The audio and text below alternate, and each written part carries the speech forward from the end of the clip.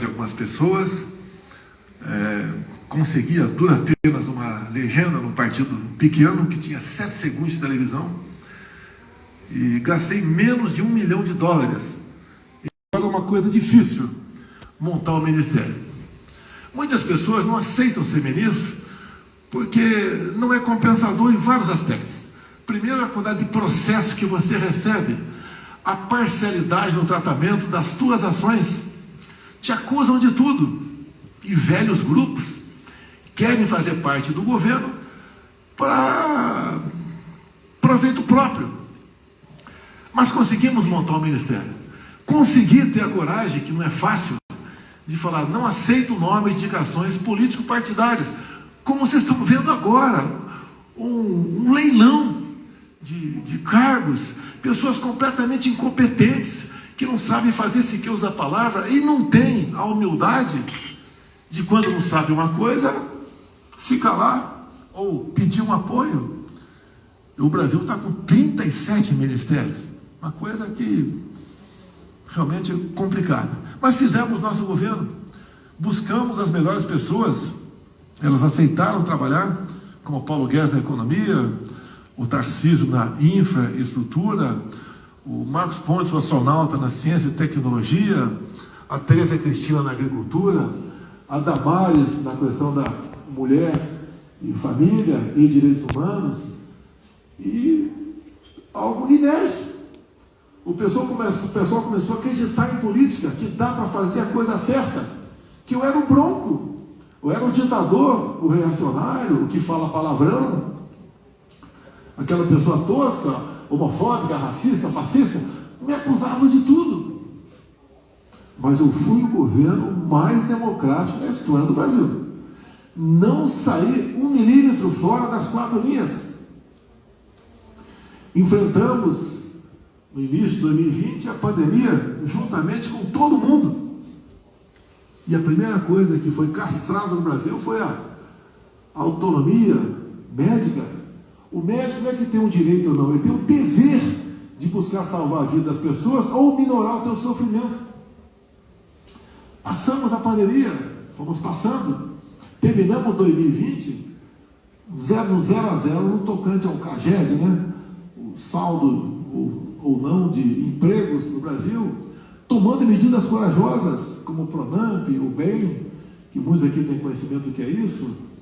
Criamos o auxílio emergencial, e naquele momento queriam que a gente entregasse o dinheiro para as prefeituras para repassar para o interessado. Imagine como seria isso. E teríamos que fazer a coisa rapidamente. E como? Pagar diretamente ao interessado, que no primeiro momento eram 38 milhões de pessoas. No final das contas foram 68 milhões de pessoas que receberam em suas contas o auxílio emergencial, que essa pessoa, sendo obrigada a ficar em casa, em poucos dias ou semanas, iriam para as ruas, porque elas não tinham renda. Quem era servidor público, civil, militar, ou tinha uma poupança, tinha como sobreviver. E eu sempre falava: combater o vírus e também combater o desemprego. Tivemos sucesso no tocante a isso. Como saldo também desse trabalho, criamos o PIX no Brasil. Veio lá do Banco Central, o nosso Banco Central. Até aquele momento não era independente ainda. Eu fui o primeiro chefe de Estado a abrir mão de poder, criando o Banco Central independente. E o PIX trouxe, né, dezenas de milhões de pessoas para a formalidade, vamos assim dizer. Muitos tornaram-se MEIs. Em cima disso, do auxílio emergencial do PIX, temos mais 11 milhões de contas no Brasil. Ou seja, a economia foi funcionando. E no meu governo nós transformamos o Brasil no segundo país mais digital do mundo. Quem podia esperar isso? Em 2010 você levava aproximadamente 100 dias para abrir uma empresa no Brasil. 100 dias, com C, não é com S não, tá? Com C. Até se algum petista aí entender. Tá? Hoje você leva 23 horas em média. É uma facilidade enorme de fazer negócio. Voltamos no final do nosso governo ao nível da informalidade à sua normalidade, que sempre vai existir informalidade. A questão do emprego, né, nós começamos em 21 a criar uma média mensal, superou a 200 mil empregos. Dezembro sempre é um mês negativo, tá? No tocante ao CAGED, mas bateu o recorde dezembro do ano passado. A média era um pouco abaixo de 200 mil negativo dezembro, mas dezembro último agora chegou a menos 430 mil empregos. É reflexo de um novo governo que não se acerta. Escolheu quem para a economia?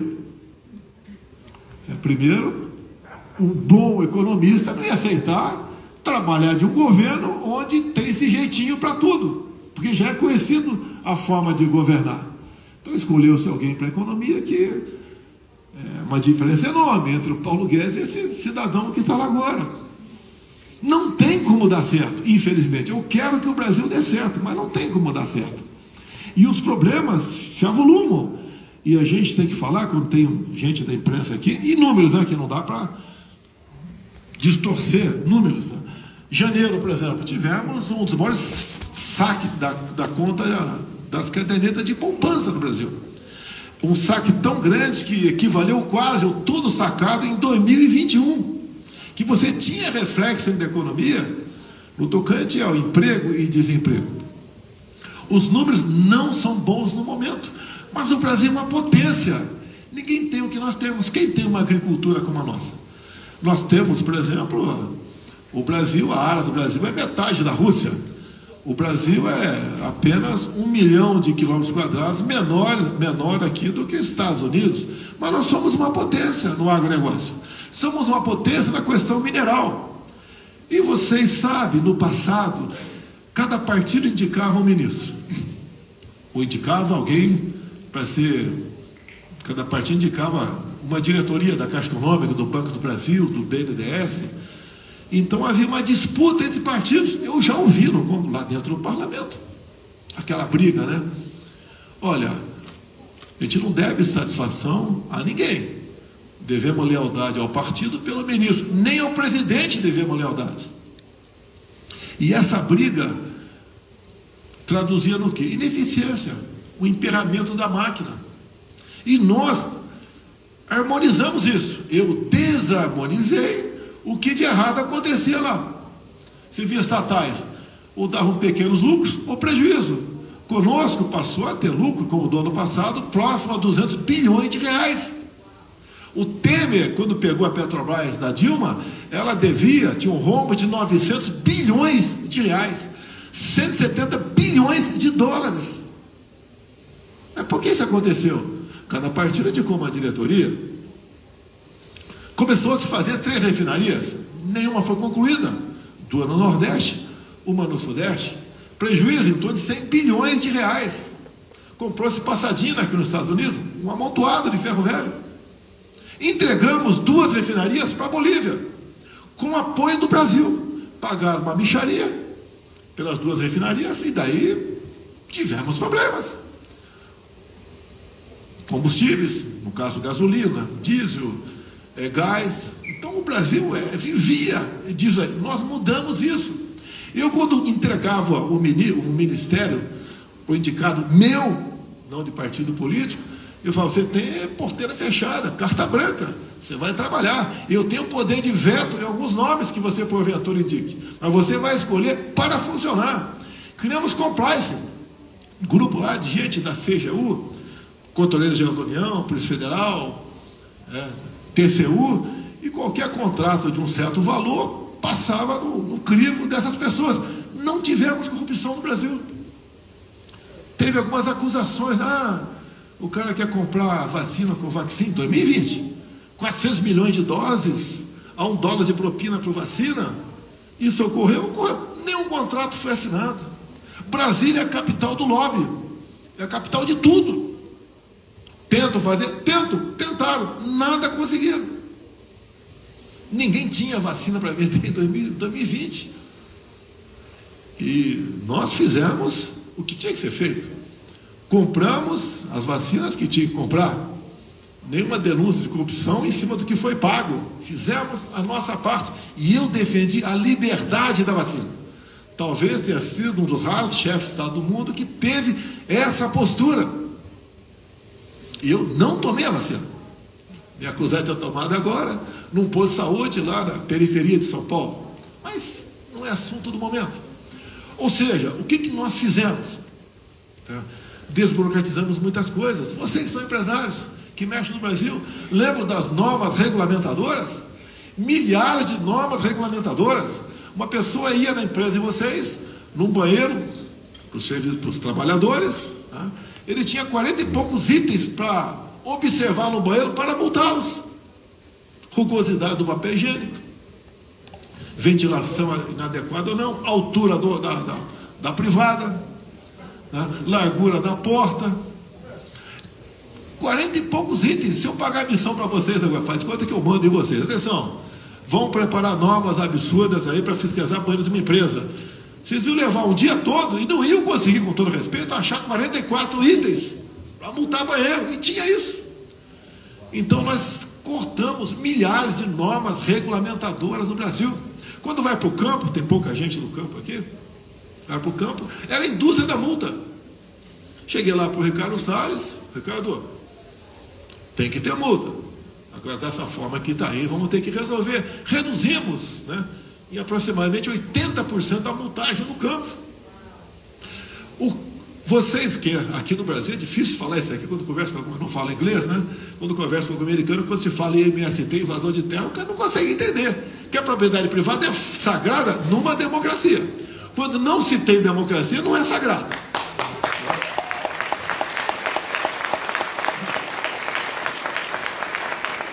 Nós conversamos lá com a Tereza Cristina, nossa ministra, o Geraldo Carvalho, que era...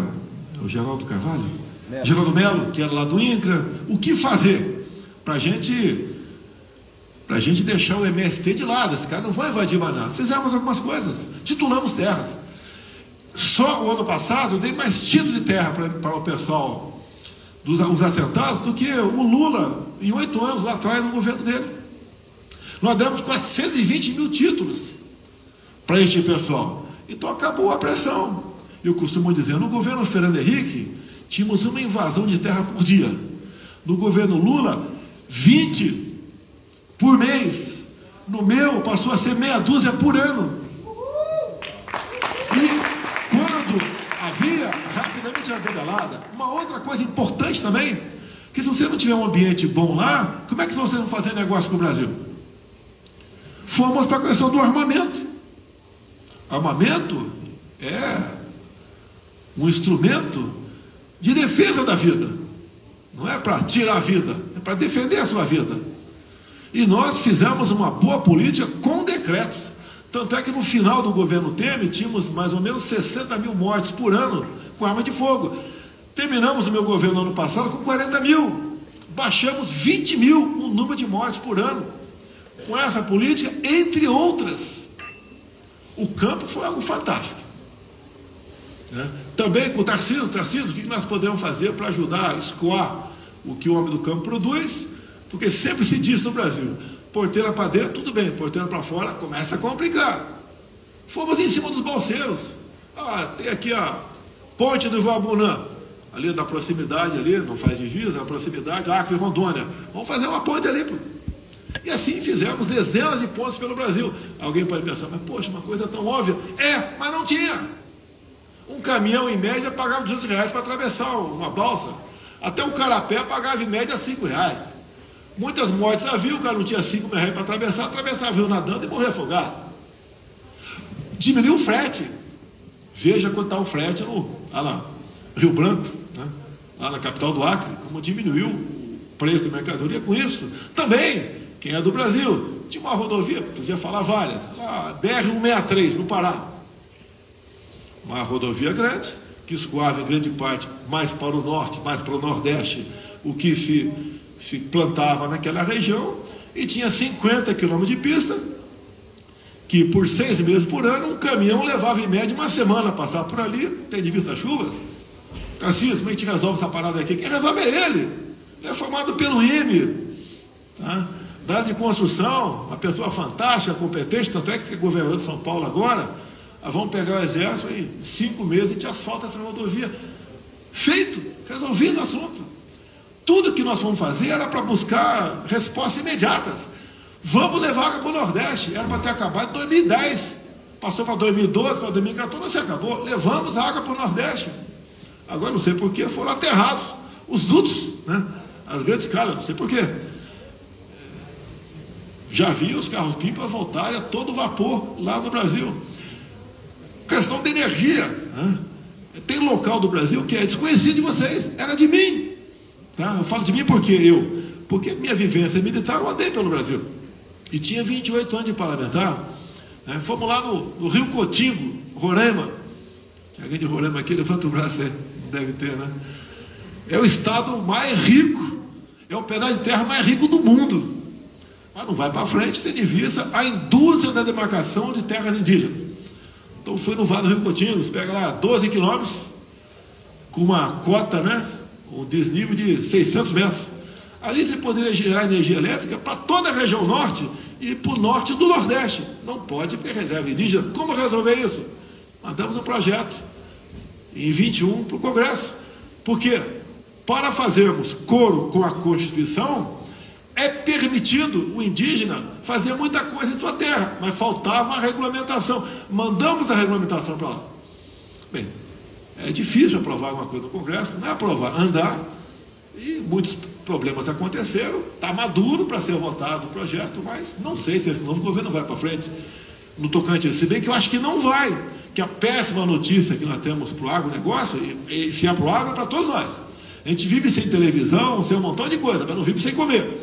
O governo quer, junto ao Supremo, voltar a discutir a questão do marco temporal. O que é marco temporal? A Constituição de 88 é bem clara, que diz que as terras ocupadas tradicionalmente até aquela data tem que ser demarcadas. Não vou entrar no mérito do cante a isso. E teve uma nova tese defendida pelo ministro Fachin, que esse marco temporal tem que ser o tempo todo. Se isso for aprovado no Congresso, tem aproximadamente 400 novos pedidos de demarcação de terra indígena na Justiça, que poderão começar a ser demarcados no Brasil. Vão diminuir as nossas áreas agricultáveis, elas vão... Algumas demarcações você não pode escoar nada por aí, tem que desbordar. Complica-se tudo no Brasil. É uma guerra, tá, que vem, no meu entender, de fora para dentro do Brasil também. Eu lembro que quando, no passado, né, me traz a memória, 92, um presidente do Brasil, naquela época, foi visitar um grande país. Quando voltou, trocou o ministro da Justiça, e esse novo ministro da Justiça, a primeira ação dele foi assinar uma portaria para começar a demarcar a reserva Yanomami, que agora está na mídia, né?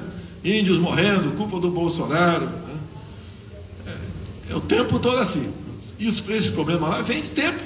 Ora, se foi demarcado terra, é para ele viver a sua vida como sempre levou. Eu sou contra isso. Eu acho que o índio tem que se cada vez mais, o indígena, né, se integrar a nós brasileiros. E nós tivemos agora o atual velho, novo presidente do Brasil visitando um outro país aqui, voltou para lá, e agora voltou-se à tona, está na imprensa de hoje, o novo marco temporal. Bem, a gente tem que ser presidente da República do Brasil. É igual o ano passado, a iminência desse conflito Rússia e Ucrânia. O nosso agro é dependente de fertilizantes da Rússia. E ponto final. Precisamos de fertilizantes. Juntei a minha equipe, a menor possível, que era uma viagem estratégica. Apanhei muito da imprensa e fui conversar com o presidente Putin, lá na Rússia. Resolvemos a questão dos fertilizantes. Poucas semanas depois, chegaram os navios, o nosso agro respirou. Porque se faltar fertilizante para nós, cai a produtividade do agro. Se cai a produtividade, sobe o preço dos alimentos. O Brasil alimenta um pouco mais de 1 bilhão de pessoas ao redor do mundo. Nós somos 220 milhões. Teríamos problema. E o que eu fiz, sempre nesse conflito, que a gente vota na ONU, sempre adotei a posição de neutralidade. Se fosse para um lado e para o outro e resolver, trazer a paz, eu iria. Mas então, ter lá uma potência nuclear. E uma outra, uma potência também nos commodities. Parece que, se não me engano, aqui em quarto lugar, quinto ali, a produção de alimentos da Ucrânia.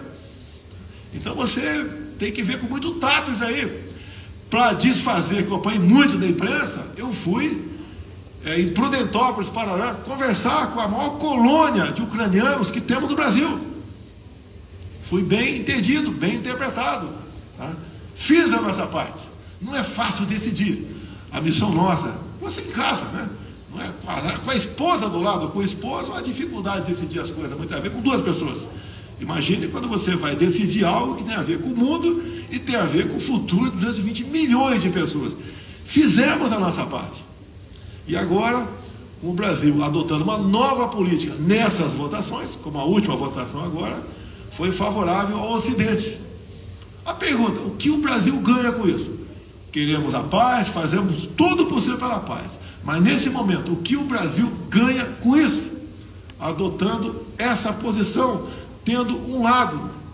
E nós não somos uma potência bélica nuclear. Nós temos que ter cautela quando você conversa determinadas ações. Isso tudo impacta em segurança alimentar, e o futuro do Brasil, o futuro da humanidade. Então, toda a decisão que a gente toma tem uma consequência. A gente não pode ser politicamente correto. Essa questão de politicamente correto é péssimo para tudo. Até que o Putin discursou agora, falou sobre questão de família, de coisa de religião, muita coisa a gente concorda, tá? Muita coisa somos parecidos, nós queremos isso, não queremos discriminar ninguém, não perseguimos ninguém, esse foi o meu governo, mas tem que respeitar a família. Eu respeito aqui, que só tem gente de idade, seja qual for o teu posicionamento pessoal. Agora, quando se trata em criança, em sala de aula, é diferente. Cada um decide a sua vida no futuro. Isso no Brasil é visto como uma interferência. Você tem que adotar a linguagem neutra, você tem que agradar todo mundo. Isso implica, tá, no futuro da nossa nação. Mas vamos lá. Brasil, a potência do agro, a potência na questão mineral, somos também algo desconhecido ainda, quando se fala na biodiversidade da Amazônia. Você pode descobrir algo lá que queime etapas para a cura de doenças. Conversando com os Yanomamis também, há pouco tempo atrás, eu perguntei, número de mortes por Covid, quase zero naquela comunidade que eu tive. E eles tomavam lá certos medicamentos de raízes, de folhas, de casca de árvore. Eu divulguei na época isso aí, apanhei. Pô, em vez dos caras pensar, a imprensa, vamos tentar estudar, não morreu ninguém, pô, vamos tentar estudar. Pô. A gente apanha o tempo todo. Não tem comprovação científica. A vacina tem hoje em dia. E uma diferença que eu vejo nesse estado que eu estou agora, né? Aqui você pode conversar sobre efeitos colaterais da vacina. No Brasil não pode. Você perde a sua página, você acaba respondendo o processo, e de acordo com o que você fala, você pode até ser preso. Cada vez mais perdendo a nossa liberdade de expressão. E quem apoia muito isso? A própria imprensa. No Brasil passou tudo a ser fake news, atentado contra o Estado Democrático de Direito. Nós temos agora, vai completar 2 meses, né, 900 pessoas presas, tratadas como terroristas, que não foi encontrado, quando foram presas, um canivete sequer com elas. E estão presas, chefe de família, senhoras, mães, avós, presas. E ontem o ministro da Justiça declarou, são pessoas muito perigosas. O Marcola não, trouxeram o Marcola para o convívio próprio dele agora no DF. Eu tirei de São Paulo, se bem que foi uma decisão do MP do Estado, mas essa decisão era de muito tempo atrás. Nós tiramos o Marcola, esse gangue todo de São Paulo, e mandamos para presídio de segurança máxima, para que não continuasse comandando o crime. Trouxeram o Marcola agora para o convívio da sociedade. Esse não tem perigo nenhum, mas essas pessoas que estão presas, 900 aproximadamente, são perigosas. O Capitólio brasileiro. Quem está preso aqui no Capitólio americano? A grande maioria está solta, está respondendo o processo, né? O devido processo. No Brasil não. Não tem formal de culpa, não tem testemunha. As pessoas, a grande maioria, sequer estavam na Praça dos Poderes naquele fatídico domingo que nós não concordamos com o que aconteceu lá, mas a grande maioria sequer estava na Praça dos Poderes e estão presas. Esse é o nosso Brasil. Essa é uma insegurança para todos nós. Voltando para a questão dos nossos negócios. Tá? Nós temos, que está aqui presente aqui, o ministro Gilson, né? O ex-ministro Gilson do turismo, por exemplo. Uma das primeiras medidas nossas. Gilson, com várias medidas, a grande maioria da cabeça dele. Por exemplo, nós isentamos de visto o americano, o canadense, o australiano e o japonês. E lá no Brasil, apanhei. Tem que ter reciprocidade. Com a reciprocidade não passa. Não tem como te assinar isso aí. Ao nós fazermos isso, aumentou o turismo estrangeiro no Brasil. Justo, o que mais para o turismo? Durante a pandemia ele brigou, né, para aquela questão dos navios de cruzeiro. A aviação foi ao solo, foi ao chão. A aviação quase que quebra as empresas todas de aviação, porque não voavam mais. Nós aqui que fizemos? Trouxemos aviões para os pátios das bases aéreas, para não pagar diária, para minorar o prejuízo que estavam tendo naquele momento. O Gilson fala, turismo, vamos isentar de imposto veleiros. A Europa são 7 milhões de veleiros. Cada veleiro, de forma direta ou indireta, cria 2 empregos. E o imposto de importação era em torno de 97%. Vamos zerar isso aí. Começou a chegar veleiro no Brasil, começou a aparecer emprego. O que eu fiz com o Tarcísio? Tarcísio, o povo, o mundo, tem que conhecer a Amazônia. E quando eu falo que não pega fogo, o pessoal bate em mim. Se tu chegar com um tambor de 200 litros de gasolina e jogar no meio da selva amazônica, só vai pegar fogo naquele combustível. A frase é úmida. O que a gente pode fazer para melhorar a questão de turismo na Amazônia? O Gilson aqui começou a certificar os barcos hotéis. 2 barcos hotéis que tínhamos lá. O que o Tarcísio fez? Facilitamos a habilitação de hidroavião. Eu quero que o pessoal saia daqui e vá conhecer a Amazônia, que a Amazônia toda é uma pista de pouso, para mostrar como é que é aquilo, de verdade. Fomos na Marinha, vamos à questão do jet ski, facilitar a habilitação de jet ski, que não tem mistério, em 5 minutos o piloto jet ski. A Marinha praticamente zerou aquela quantidade de normas burocráticas para você ter uma habilitação de jet ski, e serve para o turismo no Brasil todo. Quando você fala em água, nós fomos lá no Lago de Itaipu conversar com o Parlamento Paraguaio, junto com o Jorge Seif, que era secretário da Pesca, atualmente foi senador por Santa Catarina. O potencial do Lago de Itaipu, no tocante a pescado, é 40% de produzido em todo o Brasil. Estamos na reta final, acertando com o Parlamento Paraguaio, parou agora, o novo governo, duvido que vá para frente, para nós começarmos a praticar a piscicultura no Lago de Itaipu. O governador Ratinho, é a iniciativa dele, Ratinho Júnior do Paraná, e nós facilitamos onde nós pudemos praticar. Ele fez aproximadamente 80 PCH no seu estado. O que é PCH? Pequenas Centrais de Elétrica. Era uma burocracia enorme. Colaboramos na piscicultura desses lagos, né? A gente vai na Embrapa. A Embrapa, um hectare de água, né? 100%, tamanho do campo de futebol. Quanto é que você pode produzir tilápia por ano? Olha, de forma artesanal, 10 a 15 toneladas. De forma compartilhada, o artificial, de 100 a 150 toneladas. O Brasil não pode ser um país, né? Se bem que é mentira da ministra, dizendo que a gente tem 120 milhões de pessoas passando fome. E quando ela fala isso, quem quer investir no Brasil? Qual é a população? 210, 120 milhões passando fome, não vou para lá. Um país de miserável. Aí não é fake news, a imprensa não fala nada, aí não é fake news. Deixa rolar. Então, todas as medidas que a gente tomava tinham um objetivo. Fomos na Camex, vamos zerar os impostos federais da ração de peixe, que não é apenas do Lago Itaipu. Eu quero que todo mundo crie peixe por aí, pô. Acabar com esse negócio de fome no Brasil. Se bem que passa fome, pessoal, segundo os dados nossos internacionais, quem ganha até $2 por dia.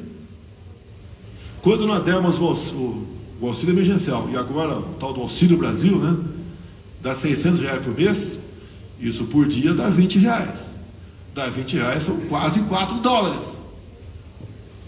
E era 14 milhões de pessoas. Eu sei que não é um dado para você se animar, porque você tem que vê isso pelo número de pessoas que saem, não pelo número de pessoas que entram, mas passou de 14 para 21 milhões de pessoas ganhando R$600 por mês. Então só passa fome, né, quem não procura esse benefício do governo, que tem que lutar para diminuir. E lutar para diminuir é através do conhecimento, não é educação, né? É do conhecimento. O que nós criamos lá? Eu cheguei, que é da minha idade aqui, nós chegamos alfabetizados na escola. Minha mãe de 7 filhos, área pobre do interior de São Paulo, né? Meu pai é dentista prático, mas chegávamos alfabetizados. Antes de começar o nosso governo, uma criança chegava na escola, a grande parte, 0 de alfabetização. Levava 2 anos para ser alfabetizado. Nós passamos para 6 meses. Uma das primeiras medidas do atual governo: extinguir a Secretaria de Alfabetização, extinguir as escolas cívico-militares. O que é a escola cívico-militar? Tem 150 mais ou menos nós criamos. É uma escola como outra qualquer. Tem um militar nela. Esse militar é encarregado da disciplina. Não vai usar telefone na sala de aula, vai enrolar o cabelo, não vai ter briga no intervalo, vai cantar o hino nacional todo dia, o hino da bandeira, vai chamar o professor não de tio ou de tia, mas de senhor ou de senhora, vai entrar em forma, vai cobrir, vai alinhar. Quando o professor entrar na sala de aula, vai se levantar, não vai ficar jogando papelzinho no outro, tal professor na sala de aula, não tivesse uma pessoa, uma coleguinha dando aula, não. Isso, estimulado no quê? Nos nossos colégios militares e nos colégios militarizados pelas polícias militares de Goiânia, de Goiás e Amazonas, que tem o melhor índice, né, de aprovação nas provas que fazem. Algo que deu certo. O que esse governo faz? Não, isso aí tira a liberdade da criança. Liberdade da criança? A criança tem liberdade em sala de aula? Tem que aprender, pô. Tem que ter liberdade. Porque se você educar a molecada agora, você vai tirar gente de presídio no futuro, ou evitar que elas tenham esse caminho. Então essas coisas feitas pelo governo, quando nós agora regulamentamos no final do governo as eólicas offshore na costa do Nordeste. Aquelas torres enormes, né, com pá de média aí 80 metros cada uma, e o potencial para gerar energia na costa do Nordeste, o equivalente a 50 Itaipus binacional. O que nós fizemos pré-contrato também ano passado? A construção de 20 mil quilômetros de ferrovia no Brasil, toda iniciativa privada. Então o fazendeiro quer, foi concluída a Norte-Sul, não é obra nossa, é privada, mas o governo tem uma capacidade enorme para atrapalhar. Nós facilitamos tudo e foi concluída a Norte-Sul, Maranhão, Tocantins, Goiás, Porto de Santos, 4.100 quilômetros. E tem aquilo que eu chamo de costelas, né? A FIOL, Ferrovia Integração Oeste-Leste, me ajuda aqui, a FICO, Centro-Oeste, a Ferrogrão, entre tantas outras, todas em andamento. Dinheiro privado, assim como de ferrovias. Como está isso agora? Alguns estão esperando ver qual o sinal da economia. Que ninguém quer ter insegurança. Devemos ter segurança jurídica para investirmos em outro país. Voltou a se valorizar a questão do MST com outro nome. Como eu disse, alguns números aqui. Infelizmente não são bons no momento, a gente espera que mude. Estive há 2 dias em Tennessee. Fui ver a maior feira aí de caça e pesca do mundo. Foi muito bem recebido. O filho meu, que é deputado federal, foi homenageado, ganhou um prêmio, fez um discurso de 5 minutos, falou para o pessoal visitar o Brasil, visitar a Amazônia, né? Porque eles têm esse espírito de aventura. Então fizemos aqui, apesar de ter aversão ao que está na política atualmente lá no Executivo, eu não vou trabalhar contra o meu país. O Brasil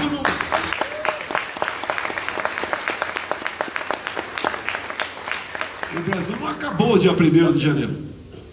Não vou falar em eleições também. Vocês devem ter acompanhado o que aconteceu. Eu arrastei multidões pelo Brasil ao longo de 4 anos.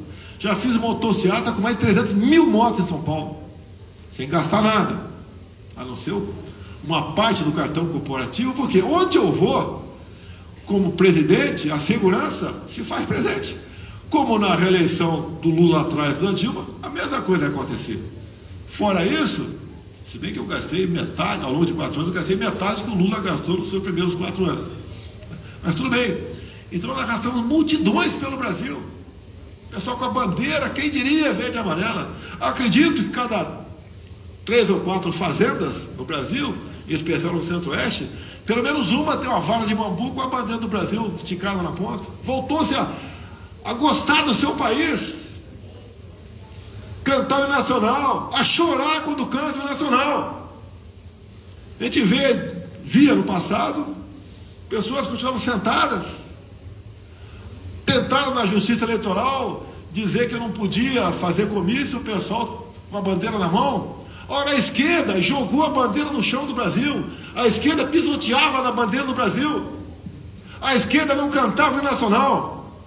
Quando foi anunciado a chapa com o Alckmin foi no evento, lá com o PT, lá com o seu chefe, e cantou, sei lá o quê, a Internacional Socialista. Nós resgatamos, nós mostramos para nós internamente, e plantamos muita liderança para o futuro, que o Brasil é um país fantástico. Nós temos que ser primeiro mundo e podemos ser primeiro mundo.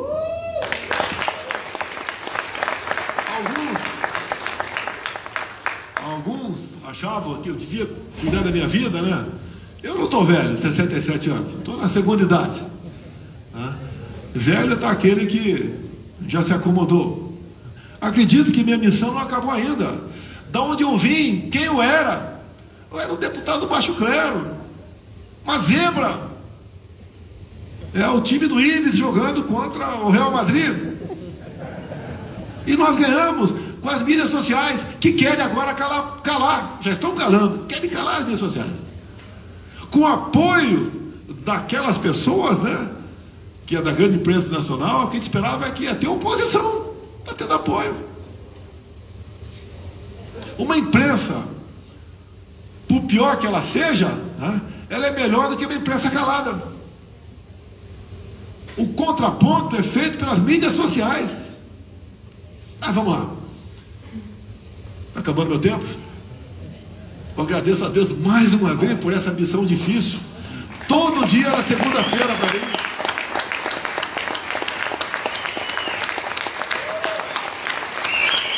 Vamos acreditar e trabalhar pelo nosso país. Muito obrigado a todos vocês. Presidente, peço que você fique por aqui. Eles vão montar uma coisa bem comigo. Eu rapidamente queria dividir uma história com vocês. Há 12 anos atrás, presidente, quando a Dilma foi reeleita, eu em algum momento desisti do Brasil. Eu falei assim, cara, esse país não é para mim. Eu não consigo conviver com injustiça, eu preciso mudar para outro lugar. Escolhi a Flórida para viver. E quando o senhor foi reeleito, eu considerei voltar para o Brasil. E eu acho que o nosso amor pelo Brasil, ele está relacionado, e aí eu queria só uma pesquisa rápida aqui. Quem é que mudou para os Estados Unidos por uma questão de segurança e justiça? Então, um país que não oferece justiça e segurança perde grandes talentos, perde grandes empresários, perde grandes pessoas que mudam de lá. E eu queria primeiro te agradecer, segundo te encorajar, se é que eu posso fazer isso, a seguir lutando pelo nosso país e a seguir acreditando que mesmo com todas as dificuldades e perseguições que o senhor segue ou sofre, que o senhor consiga se manter forte e firme com Deus no coração para transformar o Brasil no que precisa ser e vai ser a maior potência do mundo, porque merece ser. Muito obrigado pela tua presença. Peço que você fique aqui no painel. Se sente aqui, presidente. A gente vai começar um painel de discussão agora. Peço também Carol Souza que suba, por favor. Uma salva de palmas para Carol. Peço ao Phil Flashman que suba, por favor, também. E ao Bruno Potigliatti, por favor, para compor o painel de discussão da gente.